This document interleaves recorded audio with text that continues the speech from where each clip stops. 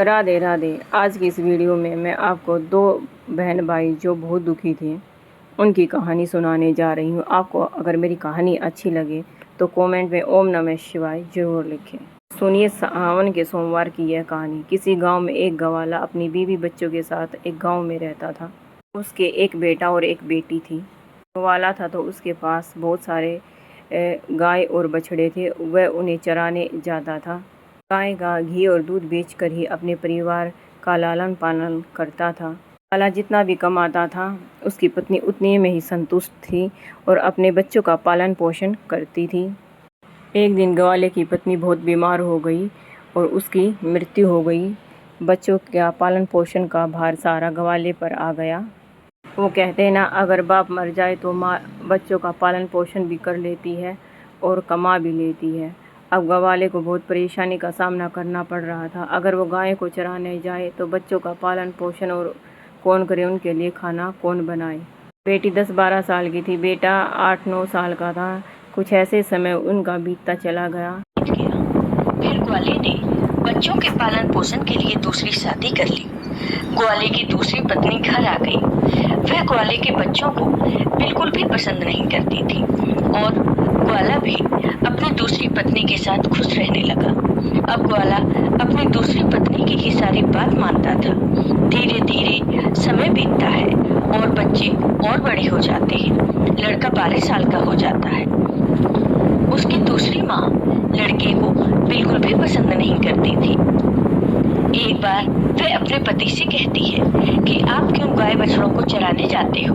अब यह लड़का बड़ा हो गया है, अब से गाय बछड़े चराने यह लड़का जाएगा।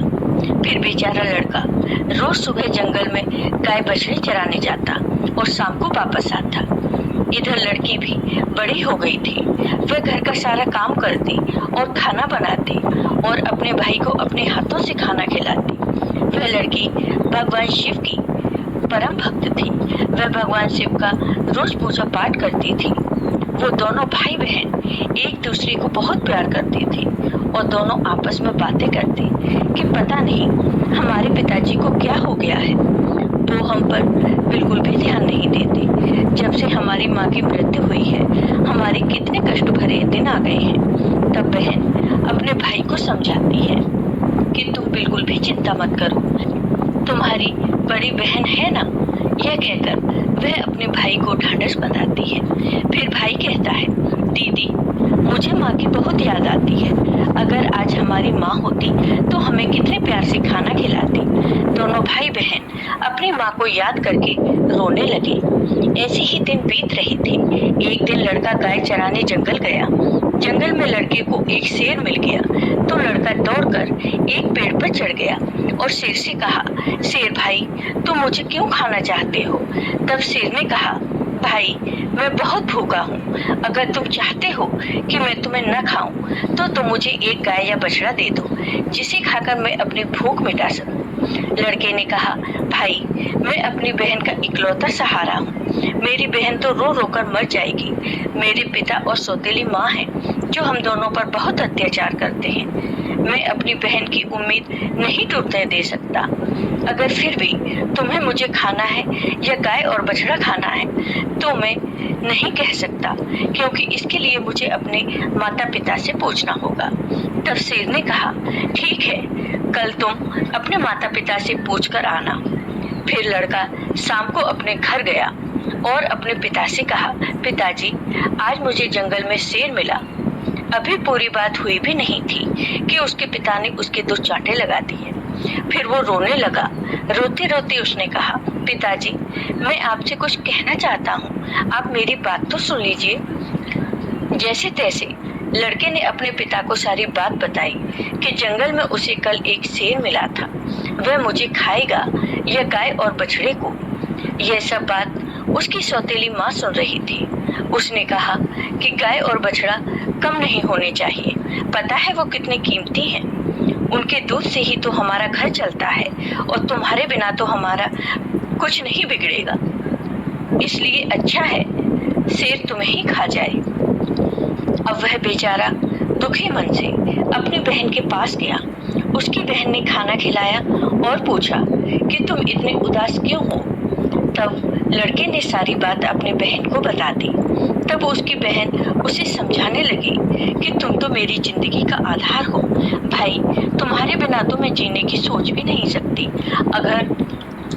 अगर तुम्हें कुछ हो गया तो मैं भी जिंदा नहीं रहूंगी, इसलिए तुम जंगल को जाना और एक बछड़ा शेर को खाने को दे देना। अगर गाय जिंदा रहेगी तो बछड़ा तो और आ जाएगा। और उसके पिता ने भी यही कहा था कि शेर तुझे खा जाएगा तो पुत्र तो और भी हो जाएगा। ये सारी बातें बहन ने सुन ली थी। तो भाई ने कहा, ठीक है बहन। दूसरे दिन वह फिर जंगल में गया तो शेर उसका इंतजार करता मिला। शेर ने कहा, कहो तुम अपने माता पिता से आज्ञा लेकर आए हो या मैं तुम्हें खाऊं? तब लड़के ने सारी बात शेर को बताई और कहा, मेरी बहन ने कहा है कि तुम एक बछड़े को खा लो। फिर शेर बछड़े को लेकर अपनी गुफा की तरफ चला गया और लड़का खुशी खुशी अपनी गाय चराने लगा और शाम को अपने घर आ गया तो उसके माता पिता गाय बछड़ों की गिनती करने लगे तो एक बछड़ा कम था। वो समझ गए कि वह बछड़ा लड़का शेर को दे आया है। इस बात पर वो दोनों बहुत गुस्सा हो गए और उसे मारने लगे। उसके पिता ने उसे डंडे से इतना मारा कि वह बेहोश होकर गिर पड़ा। उसकी बहन यह सब देख रही थी और उसको बहुत बुरा लग रहा था, लेकिन वो कर भी क्या सकती थी। जब उसके माता पिता चले गए तब बहन अपने भाई को उठाकर कमरे में ले गई और उस पर पानी के छींटे मारे। जब वह होश में आ गया तो उसे पानी पिलाया, खाना खिलाया और दोनों भाई बहन बहुत देर तक रोते रहे। फिर बहन ने कहा, भाई अब तुम्हारा यहाँ रहना खतरे से खाली नहीं है। मेरे पास माँ की ये निशानी, ये अंगूठी है। तुम ये अंगूठी पहन लो और ये घर छोड़कर चले जाओ। अगर तुम जीवित रहोगे तो मुझे आस रहेगी और हम कभी न कभी जरूर मिल जाएंगे।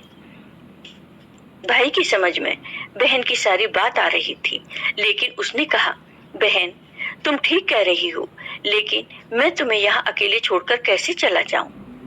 माँ तुम पर भी तो अत्याचार करती है, सब काम करवाती है, मारती पीटती है।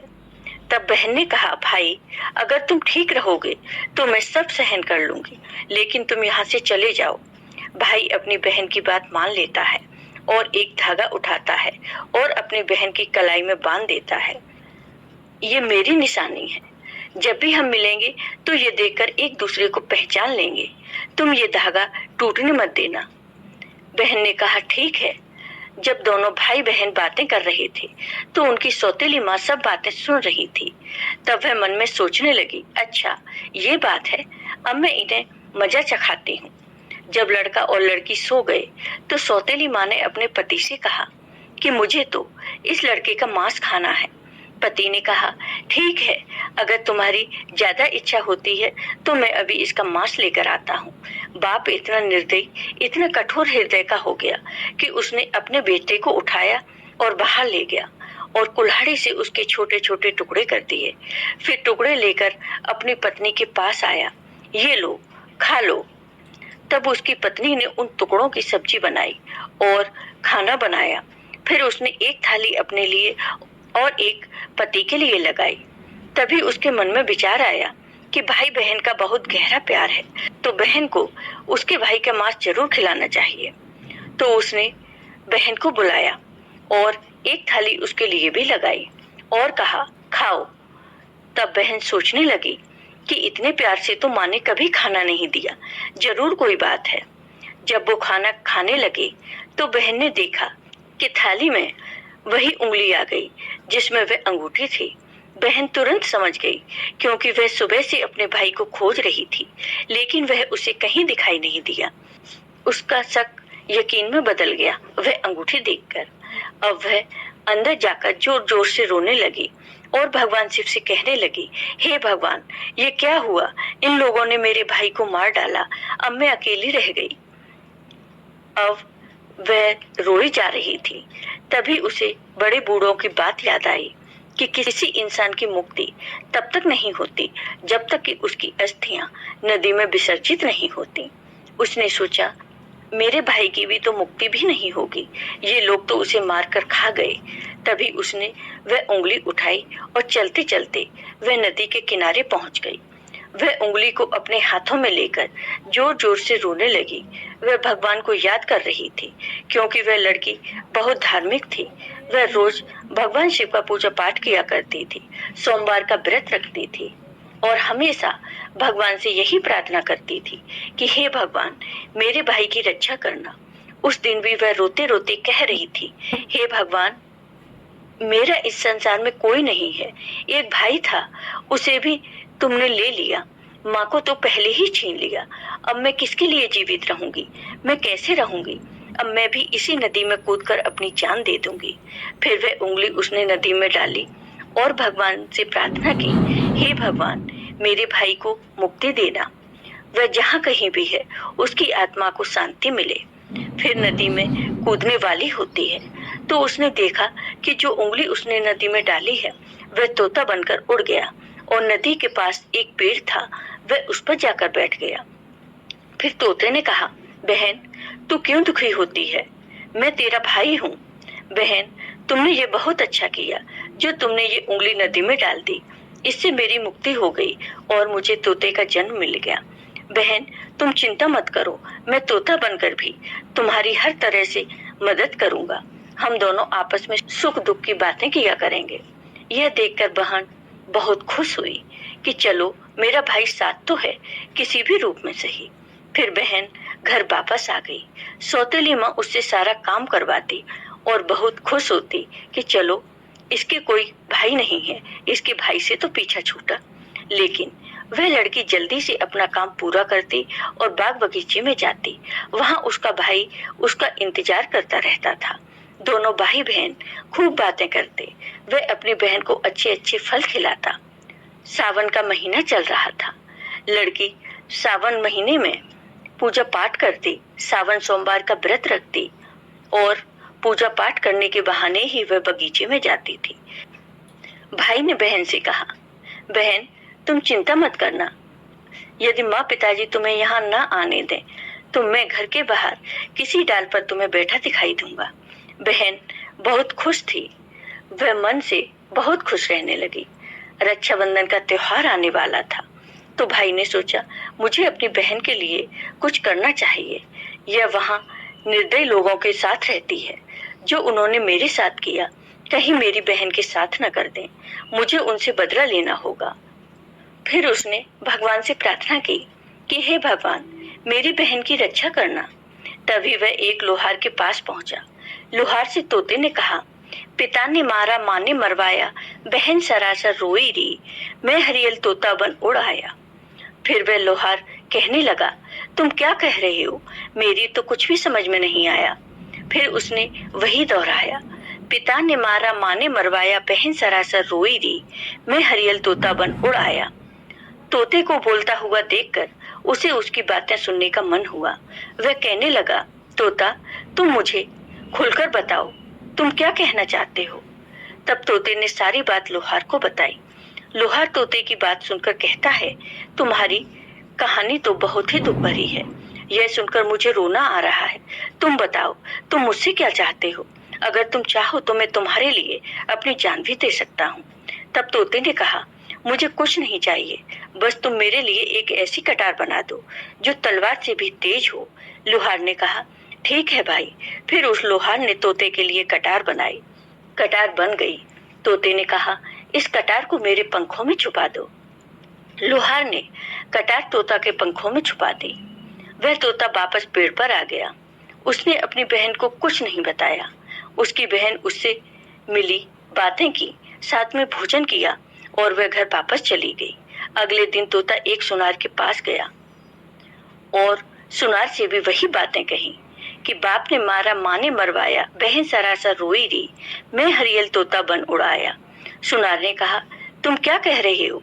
मेरी समझ में कुछ नहीं आ रहा। वह फिर से वही कहने लगा।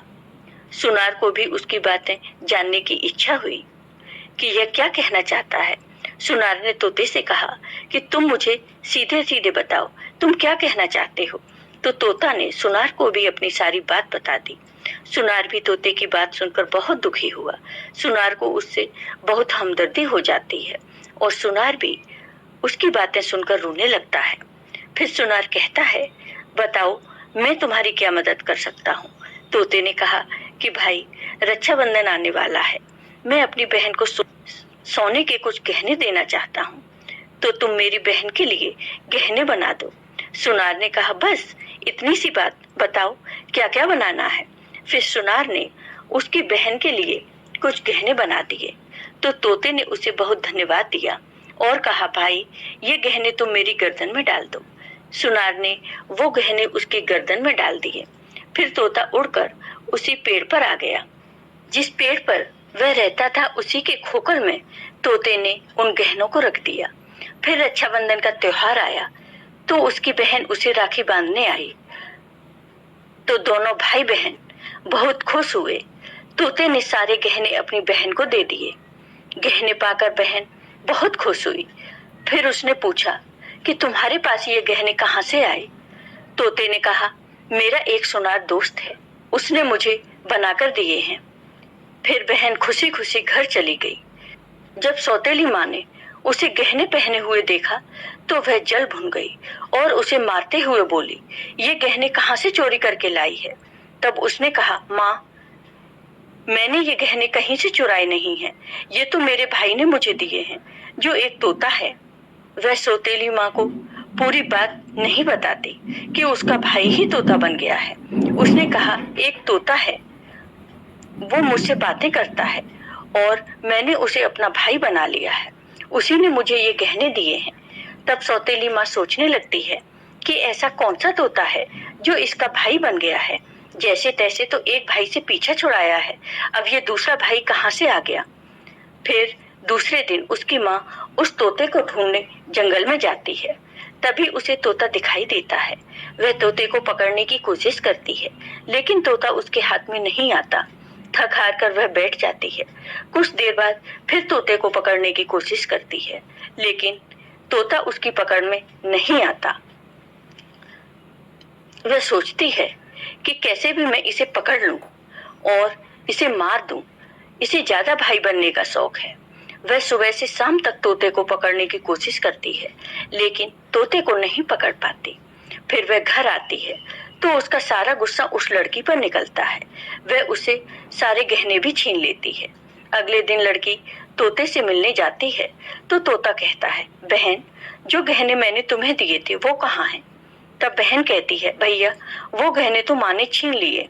यह सुनकर तोता को बहुत गुस्सा आता है और वो कहता है, बस अब इनके पाप का घड़ा भर चुका है, अब इनको सजा मिलनी ही चाहिए। फिर वह तोता उस घर के बाहर एक पेड़ की डाल पर बैठ जाता है और इंतजार करता है कि उसके माता पिता कब बाहर निकलें। तब वह लड़की बाहर कुछ काम कर रही थी तो उसकी माँ किसी बात पर उसे डांट रही थी और उसे मार रही थी। तभी उसका पिता भी बाहर आ जाता है और लड़की को मारने लगता है। यह सब वह तोता पेड़ पर बैठकर देख रहा था। उससे यह सब देखा नहीं गया और वह अपनी सौतेली माँ और बाप पर झपट पड़ा। उसके पंखों में जो कटार थी उसने उन दोनों की आंखों में घुसा दी। अब दोनों अंधे हो गए और तड़पने लगे। फिर उसने अपनी चोंच से कटार उठाई और उन पर वार कर दिया। वह दोनों जमीन पर गिर पड़े। तोते ने कहा, तुम दोनों ने बहुत पाप किए हैं, मैं तुम दोनों को नहीं छोड़ सकता। तब वो दोनों कहते हैं कि तुम्हारा हमसे क्या बैर है। तब तोते ने कहा, तुमने तो मुझे मारकर खा लिया और पूछ रहे हो कि क्या बैर है। फिर वो दोनों तड़प तड़प कर मर जाते हैं। तब तोता अपनी बहन से कहता है कि चलो अब हम यहाँ नहीं रहेंगे। अगर यहाँ रहेंगे तो हमें अपने दुख याद आएंगे, हम उनको कभी भूल नहीं पाएंगे और दुखी रहेंगे। तो उसकी बहन कहती है, हाँ भैया, अब हम यहाँ नहीं रहेंगे, अब हम ऐसी जगह रहेंगे जहाँ कोई हम दोनों को अलग ना कर सके। फिर वो वहां से चलते हैं तो चलते चलते एक मंदिर में पहुंच जाते हैं। तोता कहता है, बहन, इससे अच्छी जगह हमें कोई और नहीं मिल सकती। अब दोनों भाई बहन उस मंदिर में रहने लगते हैं। बहन तो पहले से ही पूजा पाठ करती थी, सोमवार का व्रत रखती थी। अब तोता भी पूजा पाठ करता है। पास में ही एक सरोवर था। उससे अपने पंख गीले करके लाता है और शिवलिंग पर जल चढ़ाता है और लड़की भी भगवान शिव और माँ पार्वती की पूजा करती है। ऐसे ही दिन बीत रहे थे। उसकी सच्ची भक्ति को देखकर एक दिन माँ पार्वती ने भगवान शिव से कहा कि देखो कितने दुखिया बहन भाई हैं। इनको देखकर मुझे रोना आता है। ये कितने तन मन से आपकी सेवा करते हैं। आपको इनका दुख दूर करना चाहिए। तब शिव जी ने कहा, हे पार्वती, ये तो संसार सागर है, हम किस किस का दुख दूर करेंगे। लेकिन पार्वती माँ हट करने लगी और कहने लगी, नहीं भगवान, आपको इनके दुख को दूर करना ही होगा। तो भगवान शिव पार्वती माँ के हट के आगे मान जाते हैं। जब वो दोनों भाई बहन पूजा कर रहे थे तो भगवान शिव और माँ पार्वती प्रकट होते हैं और उनसे मनचाहा वरदान मांगने को कहते हैं। तो लड़की ने कहा, हे भगवान, मुझे कुछ नहीं चाहिए। मैं तो बस इतना चाहती हूँ कि मेरा भाई पहले वाले रूप में आ जाए और हम भाई बहन को कोई अलग न कर सके। उसकी यह बात सुनकर भगवान शिव और माँ पार्वती बहुत खुश होते हैं और उन्हें वरदान देते हैं कि उसका भाई पहले जैसा हो जाए। फिर भगवान शिव और माँ पार्वती की कृपा से वह लड़का पहले जैसा हो गया और अब भाई बहन बहुत खुश हो गए और भाई बहन खुश होकर भगवान शिव की पूजा करने लगे और बड़े प्यार से रहने लगे। जय हो भगवान शिव की, जय हो माँ पार्वती की। आपको ये वीडियो पसंद आया हो तो कमेंट बॉक्स में कमेंट करके जरूर बताइए। साथ ही मेरे वीडियो को ज्यादा से ज्यादा शेयर करिए। धन्यवाद दोस्तों।